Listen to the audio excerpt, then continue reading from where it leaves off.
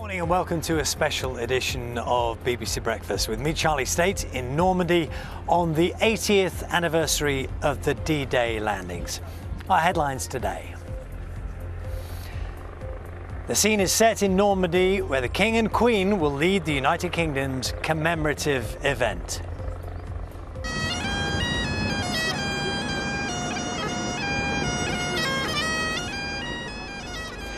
Just after 6 o'clock this morning, a piper played a lament on Gold Beach to mark the exact moment in 1944 that the first British boat landed on French soil.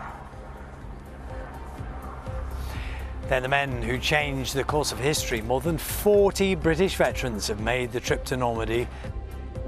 These are the fallen, the names of more than 22,000 men and women under British command who died on D-Day and the subsequent battle for Normandy. They paid the ultimate price for freedom.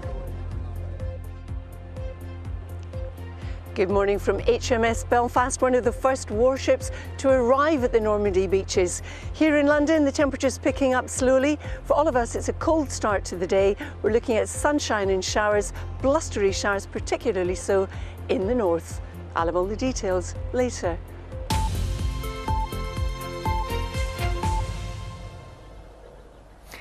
Good morning, it's Thursday the 6th of June. Welcome to Normandy, where 80 years ago today, 156,000 Allied troops launched an attack on German forces which would change the course of the Second World War and forever be known as D-Day. It was just before 6:30 in the morning on June the 6th, 1944, when British, American, Canadian and French soldiers began to land on Sword, Juno, Gold, Omaha and Utah beaches, taking the enemy by surprise in what was the largest ever amphibious invasion, leading to the eventual liberation of France from Nazi occupation. We know that around 40 British veterans of D-Day have travelled to be here in person today as events take place to mark the anniversary of a day which Britain's wartime leader, Sir Winston Churchill, called the most complicated and difficult operation of World War II.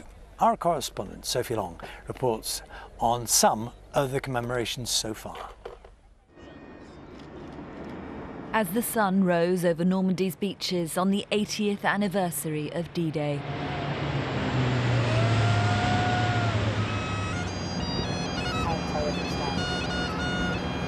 A single piper marked the exact moment thousands of British troops disembarked onto French soil. We're here to represent and remember the veterans who are still here today, and for the young soldiers of all the Allied forces that did make it home. We stand in the future which you gave to us, the one you were told you may never reach, the one lost in the words of your last breath. On the anniversary of the eve, there was a service to honour the heroes who never came home.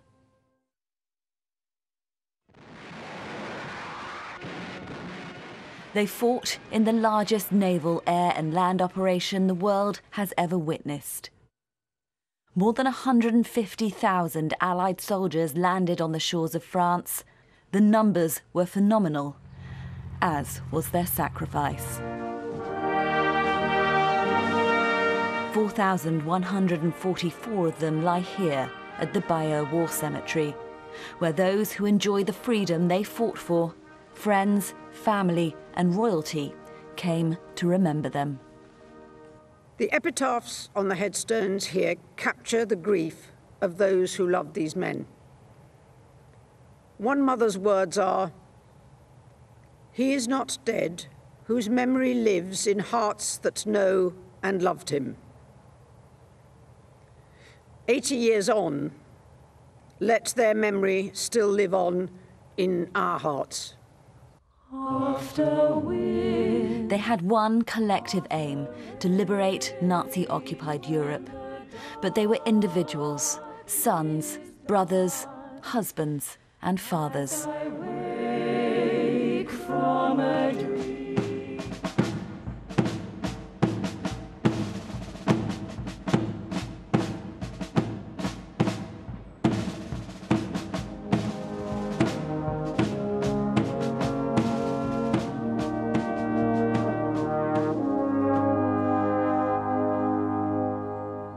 as over 4,000 headstones were individually lit up honouring those that lost their lives here.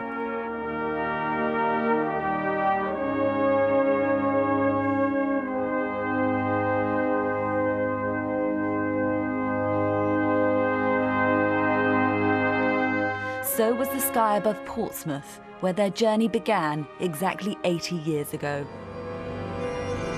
When we were passing the White Cliffs of Dover, the sergeant said as we passed, he said, "Take a good look, boys." He said, "Many of you will never see that again." Of the 130 lads in my company, only 19 of us made it home. In those desperate battles, they gave their lives for the peace we enjoy today. I will never forget them. My families and their families and friends will never forget them. We will remember them.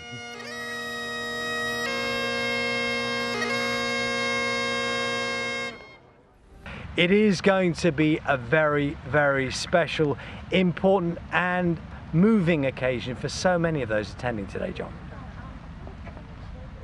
I think you're absolutely right, Charlie. When the idea was first mooted to build this memorial, the first one to those under British command who died during D-Day and the subsequent battle for Normandy, it gave veterans, and of course they are dwindling in number as we know, and their families, their relatives, their friends, a focus somewhere where they could come to visit, to pay a few moments. This was Gold Beach, one of the 5 beaches on D-Day. They were divided up between the various allies. A huge expanse of Norman sand, as you can see. The Standing with Giants installation, 1,475 represent those under British command who were killed on that first day. The memorial itself carries the names of 22,442 people. Sometimes difficult to get your head around that number, and that's one of the reasons why I think the Standing with Giants installation has been so successful here at the memorial.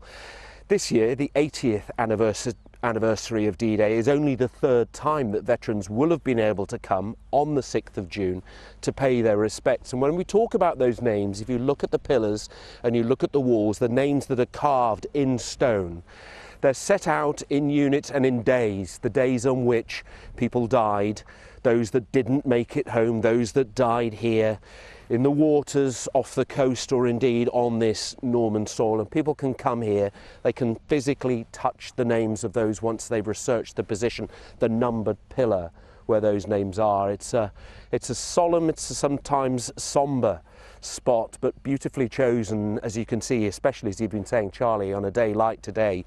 You look out across the sea, as I'm sure those soldiers, sailors and airmen will have done 80 years ago, and wondered about home, wondered about what was going on back in Blighty, what their families were up to. Just further down the coast there, you can see, if we can pick it up, the remains of the Mulberry Harbour.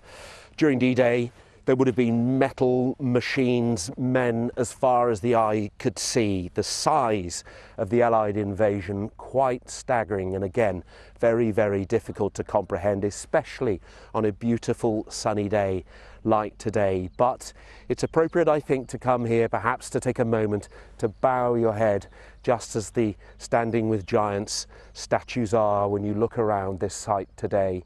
A special site, and today promises to be, I think, a very special day. Well, welcome back to Normandy. And of course, those veterans, those who served, those who lost their lives, are front and centre of everything that's happening. And we're telling some of those stories this morning. More than 20,000 people under British command altogether lost their lives during the 12-week-long battle of the Normandy campaign. Among them were just 2 women. Their names, Molly Evershed and Dorothy Field. They were on board a hospital ship when it struck a mine. This was off the French coast.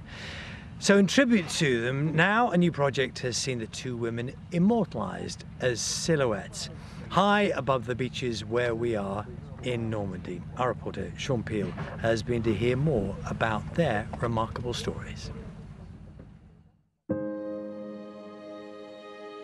Of the 22,442 who died in the Normandy campaign, they're the only 2 women.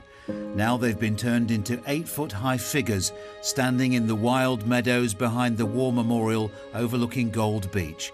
They were created by Dan Barton, who founded the project Standing with Giants. It seems to be a bit of a phenomenon, really. People come up to one of the installations and they appear to start to grieve. And they seem to release a lot of emotion. It's incredible to witness, actually. And nearly always when they leave the installation, they have tears in their eyes and they say to me, "Thank you for doing this." The figures represent the actual number of D-Day fatalities. They're made from reclaimed aluminium and plastic signage, often found on building sites and new housing developments. They're mainly generic silhouettes of the men who died, but Molly and Dorothy's creations are different. They're based on real photographs. You see it one way with your eyes, you see it another way through the camera, you see it a different way looking into the sun, you see it a different way looking away from the sun, and you really feel as though there's some life in them. Yeah, it's quite magical, it really is. And it really is the reaction from people.